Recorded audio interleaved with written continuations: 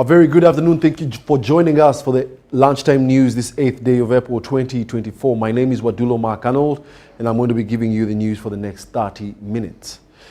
Without further ado, let's get straight into the news. Traders in downtown Kampala are currently on a strike by closing their shops in protest against the exorbitant taxes imposed on them by the Uganda Revenue Authority.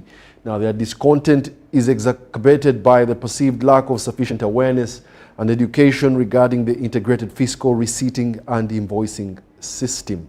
Now, in response to potential security concerns arising from the protests, heightened security measures have been implemented in downtown Kampala. And UBC News, while on site, engaged with various stakeholders to gain insights into this situation. And this is what we bring you.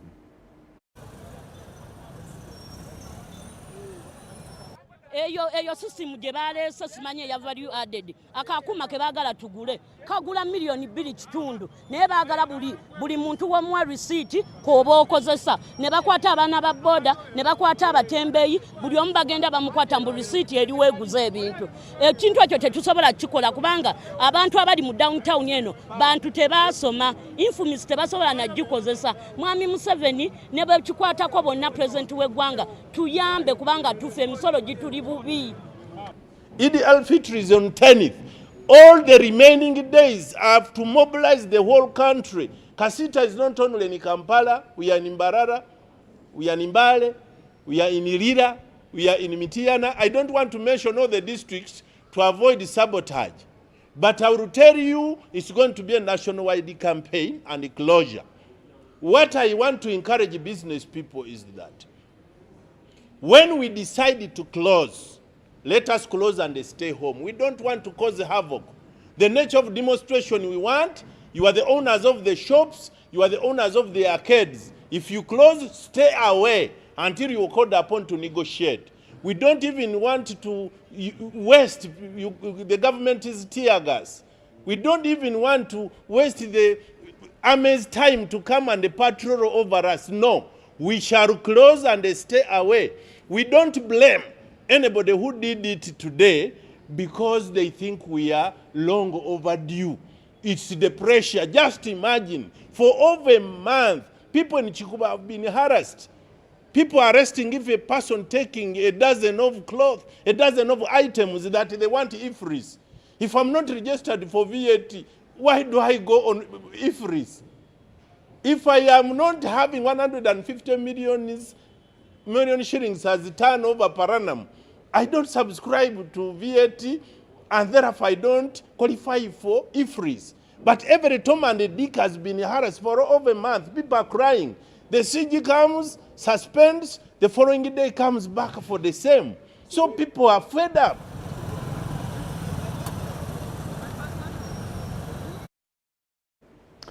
Now, a man identified as Paul Waiswa is claiming that the Secretary to the Office of the President and the Minister for Presidency have obstructed him from ascending to the post of Deputy RDC Luuka District. However, the Secretary Office of the President, Haji Yunus Kakande, clarifies that there are two people with similar names. Details in this report. The Constitution of Uganda grants the President to elect representatives referred to as RDCs and deputies. So in 2022, when the list of appointed RDCs and deputies was released, Paul Waiswa's name was shortlisted to the post of Deputy RDC in Luuka. After receiving the news, a one Paul Waiswa in this video ran first to the presidential office to confirm his appointment and was given letters of confirmation. Called Waiswa Paul, he was appointed Deputy RDC fully and duly. That was on the 30th of March, the year 2022. I was given the appointment letter and the card by the Office of the President. However, he accuses some people from the presidential office of blocking him from the position he was appointed by the President, replacing him with their own. To my disappointment, I actually found out that the same office that was actually given to me had been occupied by someone else, who actually found out to be in the same names like mine. When I mean after 2 months, I went back to her. She only chased me out of her office. Then too, Secretary Office of the President, by names of Haji Yunus Kakande, my lawyers wrote to him seeking for clarification on how best I could get justice. My record is very clear. I don't need anything. The two are coming from the same region. I don't come from Busoga. I come from Buganda. Therefore, there was no need of conniving with anybody. I think because of his desperation, he went into that business of thinking that I connived with the minister. There was no conniving. In response, the secretary to the office of the president, Haji Yunus Kakande, has clarified the matter. The right person chosen by the president shared similar names. Just a matter of a mistake that the man ran very fast and picked an appointment letter which was not his. Then after he had taken it, actually it didn't take us 5 days or 2 days or 3 days, just 1 day. As it was 30 minutes time that's when my people realized that the person who has taken this appointment letter is not the person. The real person is this one. So they called him and said, can you give us our letter? And he surrendered it. His names are the same. As I've told you that we always have similar names. Names, even if they're similar, they are not only the one parameter for identifying an individual. There are other parameters which identify an individual.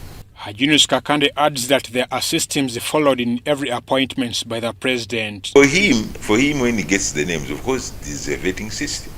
Yeah, this is a vetting system. Otherwise, some people who are thieves may end up being appointed, or who have cases, or who have been charged in courts of law. But there's a system of vetting. That one is there. There's a vetting system. Now, that vetting system exactly knows who is who. That's what we consulted, and they don't know. The real person is not that one. The right person is this. Paul Waiswa has threatened to sue Haji Yunus, who says they did a thorough investigation. They have even been making mini shuffles, but my name has never appeared anywhere. So I'm worried because they are sitting on my information. And we told him that you are free to go. That you are free to go to court. We shall find you there, and then justice will prevail. The fight over the position comes at a time when Paul Waiswa Bwinibwamiko, who was confirmed as the deputy RDC of Luka, is on suspension for misconduct. The right one, unfortunately, he also got a problem, and he got hemorrhoid in fighting with a small man, a motorcycle rider, boda, and we have really taken action against him. There's no question about it. He's suspended. We're going to take him to the Rewards and Sanctions Committee. If they found him guilty, definitely he'll lose his job.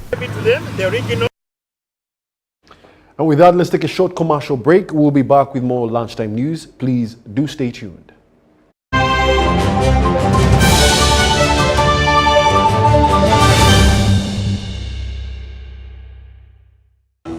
Fred! Osmosis. Freddy! Fred Dollar, my boss, CEO Inojo, the general of generals, the conqueror of conquerors, the first and the final, the sky above the skies, the promised land, the terms and the conditions, the international king crocodile, the source of the Osmosis. the Nile. I don't have money today. Just take a polite loan of 200k to stock on my shop. The signs and symptoms of success. The bank commander, not the bank teller. Why hassle for a loan when you've got MTN Momo? We're sorting it. Use the Momo app or dial *165*5# for all quick loans. Choose from the different loan options from our partners and get one that works for you. Together, we're unstoppable.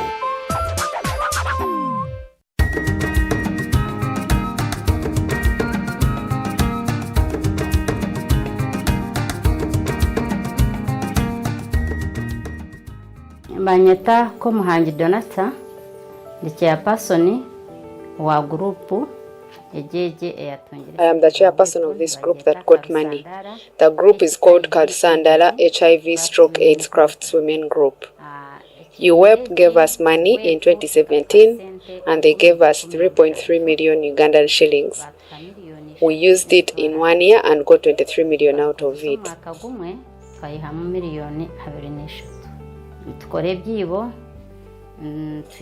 We do baskets and kitchen gardens, and we also have a saving group.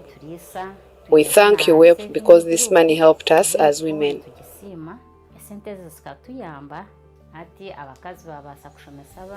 Women can now educate their children and build houses because many of them are single mothers. We work without jealousy because we want to leave a legacy that even those who will be around tomorrow will appreciate.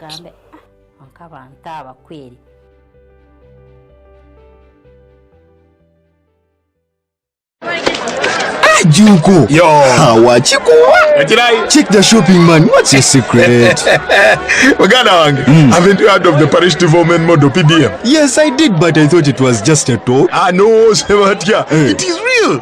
I and a few friends together formed a circle, accessed money from the PDM, invested in a portrait project, and now things are moving. Juko. I thought I was one of your friends. You are. But you left me behind. I didn't leave you in poverty. What you do, just visit your LC2 chairperson and your parish chief and start the process of economic transformation. Just like that. The Parish development model is an initiative from the government of Uganda through the Ministry of Local Government designed to transform all lives of Ugandans for the better. PDM, my parish, my development, my life.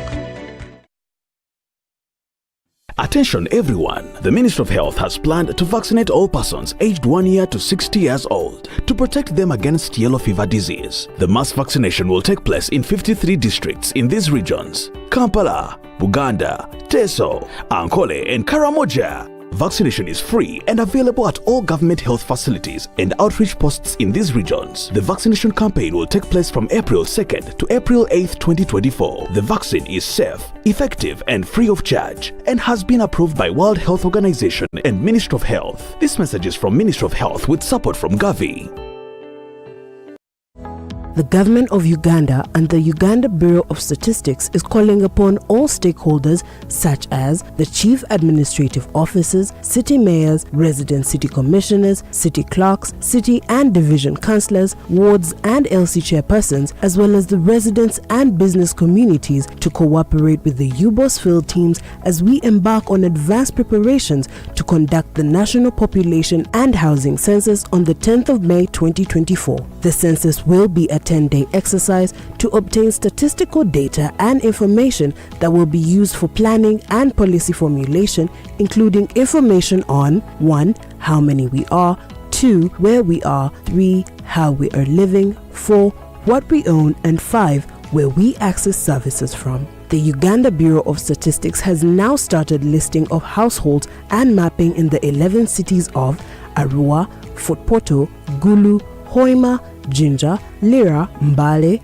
Masaka, Mbarara, Soroti, and in the Greater Kampala comprising of Kampala, Wakiso, and Mukono districts. For more information, please call 0755 342 128 or 0773 342 128.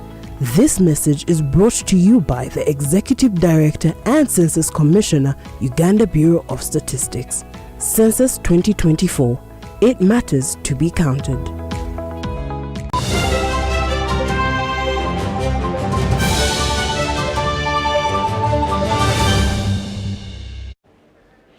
Welcome back. You're still watching the UBC Lunchtime News, broadcasting live from Nile Avenue.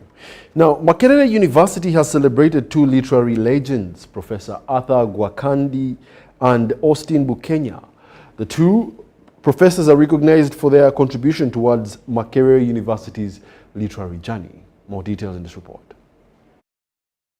Two literary legends, Professor Arthur Gwakandi and Austin Bukenya, have been recognized. The two professors have contributed to the academic growth of Makerere University's literary prowess. The two professors have contributed to the academic growth of Makerere University's literacy prowess.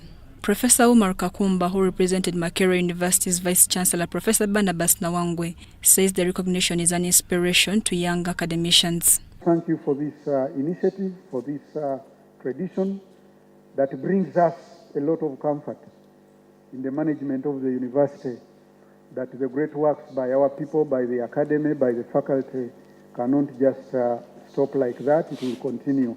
And it also expresses the spirit of Ubuntu, the philosophy to share the joy and achievements of those who have gone before us and work towards inspiring the future generations. So I want to thank you so much for this initiative, the Department of Literature and Choice.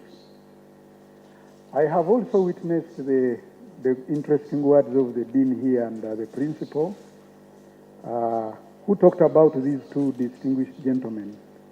The achievements of Professor Gakwandi and Professor Bukenya remain very, very outstanding and place them on a higher pedestal than many that we have witnessed in our history as an institution. The two professors' wish is the need to make humanities, including literature, more visible, desirable, and acceptable. I think the unique power of literature is to enable readers to enter the lives of other people, to experience their pain, their pleasures, their ambitions, their greed, their fantasies. I think no other discipline comes close to this. History can tell you how many people died in the Second World War, who were the principal actors and their roles in determining the outcomes.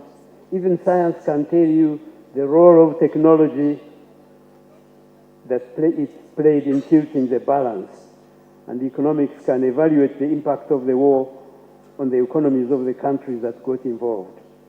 That the humanities and the arts are being almost systematically degraded and ignored, underfunded, and so on. We have to mount a concerted fight to keep the humanities on the front burner. We write not simply to please ourselves, but we write in order to sustain and develop society. Literature as a discipline is important in expanding knowledge of human cultures and helps communities to understand what binds them together and what differentiates them from one another. Mary Namkose, Adia Nakuti, UBC News.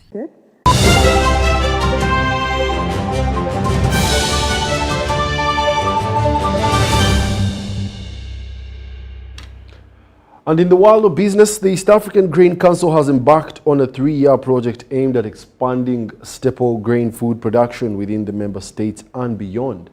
The $2 million project seeks to address the barriers to exportation of staple grain. More details in this report. The 3-year project aims at strengthening export-oriented staple food grains within the member states, thereby addressing bottlenecks which limit production and post-harvest handling. We are going to address the various challenges that make it difficult for export of staple foods, one of them being the issue of aggregation, to be able to aggregate sufficient quantities. Secondly, the issue of quality, where we will address the quality standards and aflatoxin and other mycotoxin issues to ensure that production is done using technologies such as AflaSafe and others that address the aflatoxin situations, but also the handling of the grain from the farm to the storage and all through to the market so that it is not contaminated when it is en route to market. With support from bodies like USAID and Trademark Africa, it is expected that by the end of the 3 years, there will be more lucrative grain trade within the East African community and beyond. Increased quantities of trade in the staples region.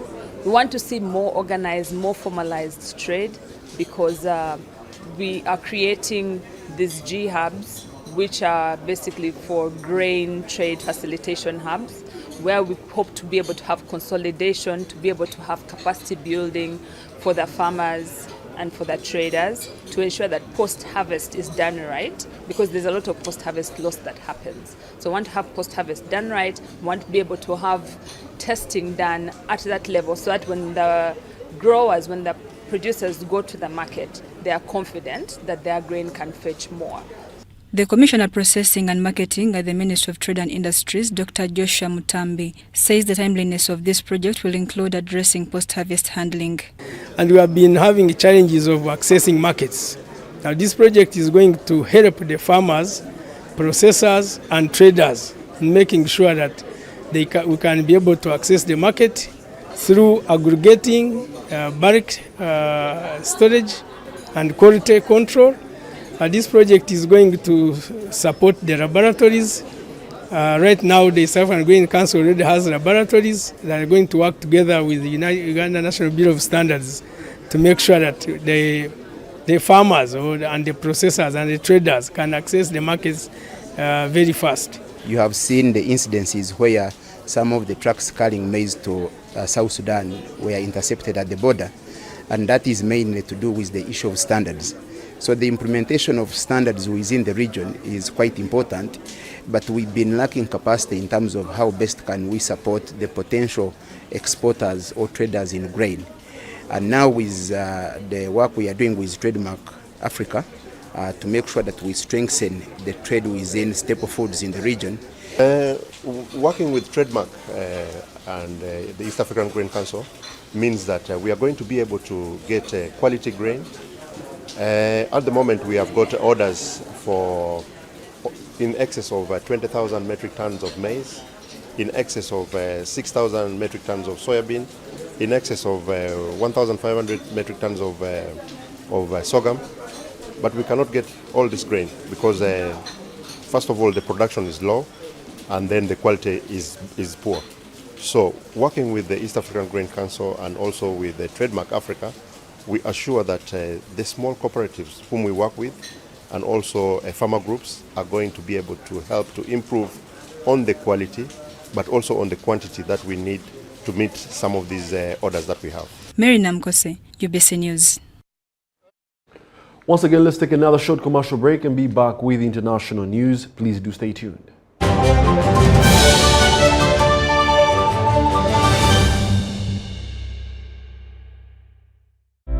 Ebiseera by'okuzaayo abaana mu masomero tebiteekwa kukaluubiriza n'akatono. Eno kusimba nnyiriri mpanvu kano kalippagano ka bidduka. Simanya kuzunga na banka siripsi. Kati osobola okusasula school fees z'omwana wo ate n'okola n'ebirala ntoko ku ssimu ye ey'omu ngalo. Ekikola kyangu nnyo. Nyiga bunyizi *165*8 ogoberera ebikulagiriddwa oba okozese app ya MTN Momo. Ate kati okola ki olwaleero? MTN Mobile Money Uganda Limited erungamizibwa banka enkulu eya Uganda.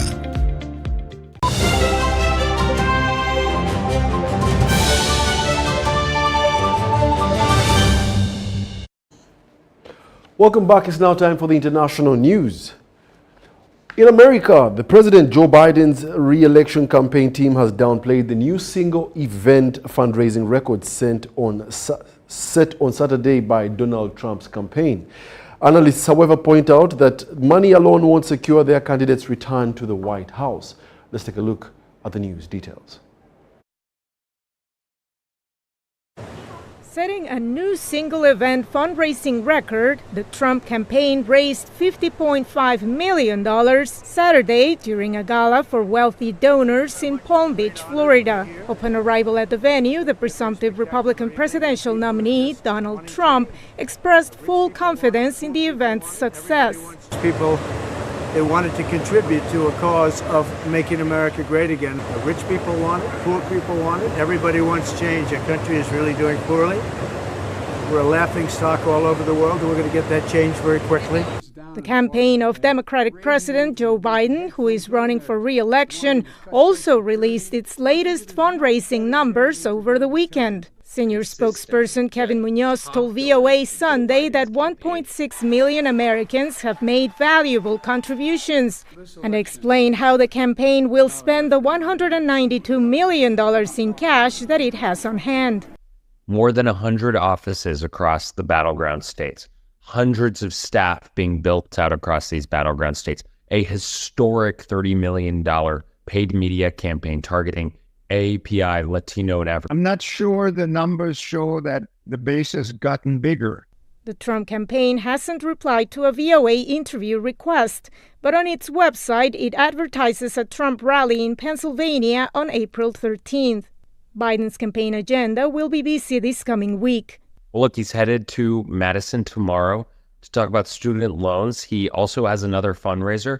He's going to be talking to the voters that will decide this election every single day between now and November. The fundraiser will be held in Chicago this week, Munoz said, without providing further details. The president will also need to take care of domestic and international affairs throughout the week, including a visit by Japanese Prime Minister Fumio Kishida.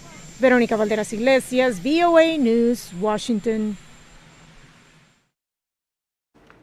And then more from the international scene. Israel's Prime Minister says that there will be no ceasefire in Gaza at the 6-month mark of Hamas' deadly October 7th attacks.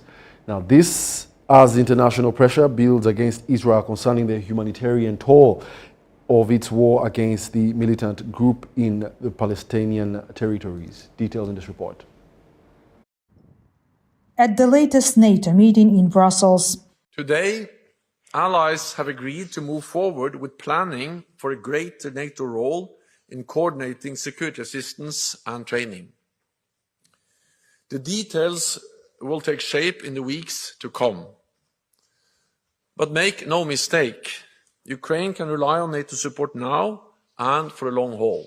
Secretary General Jens Stoltenberg proposed a fund of $107 billion over 5 years. In the meantime, NATO's military support has been crucial. A year ago, NATO members Poland and Slovakia transferred the majority of their MiG-29 fighter jets to Ukraine. Colonel Yevhen Bulatsyk, the veteran commander of the Air Force's 7th Tactical Aviation Brigade, says Western supplies have allowed them to modernize their aging fleet. What our Western partners provided has been put to effective use. These weapons offer a longer range and are far more accurate and efficient than the Soviet models. We hope that the combination of both gives us a fighting chance for survival and perhaps even victory. Once Ukrainian jets are adopted to carry Western weapons systems, they become an effective platform for striking targets. Colonel Bulatsyk emphasized the need for more ammunition and expressed hope for the swift arrival of F-16 planes in Ukraine.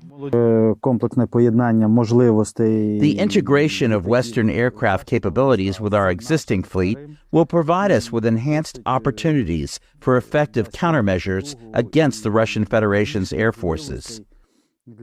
Veteran pilot Andriy, who prefers not to disclose his last name for security reasons, was a civilian pilot before the war. He made his final flight on an Airbus only 4 days before the full-scale invasion. Now he flies military missions daily. The vast majority of our flights today is We need all kinds of assistance, weapons.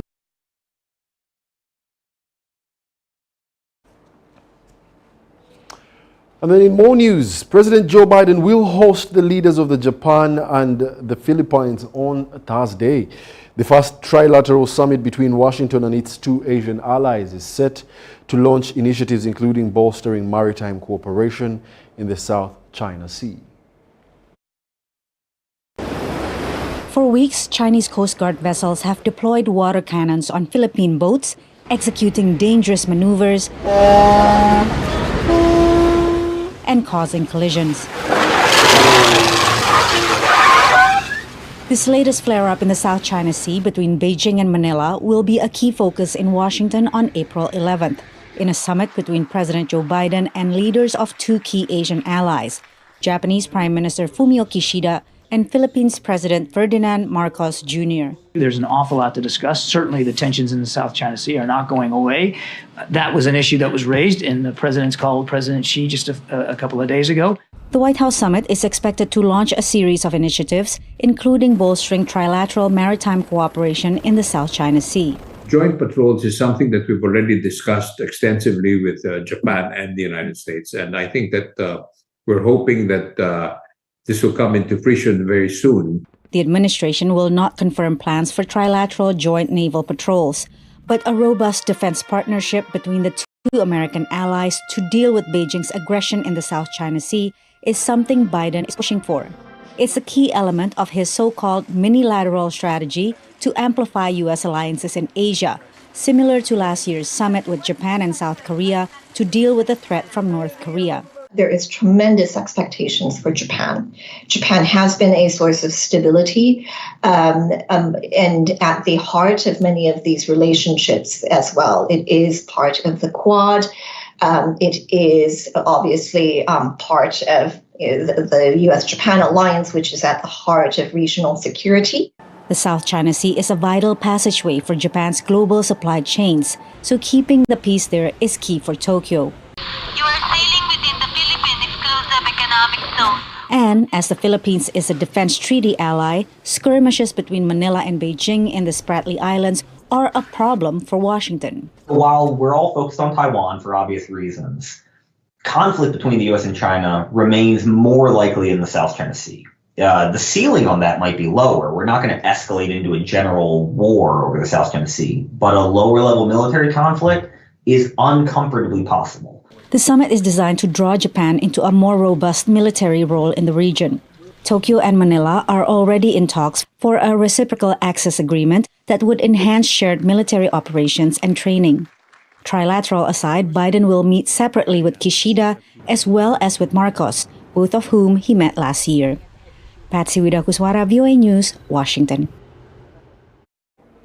And that brings us to the end of our bulletin this afternoon. Thank you for being a lovely audience. Join us later for more news in our subsequent bulletins.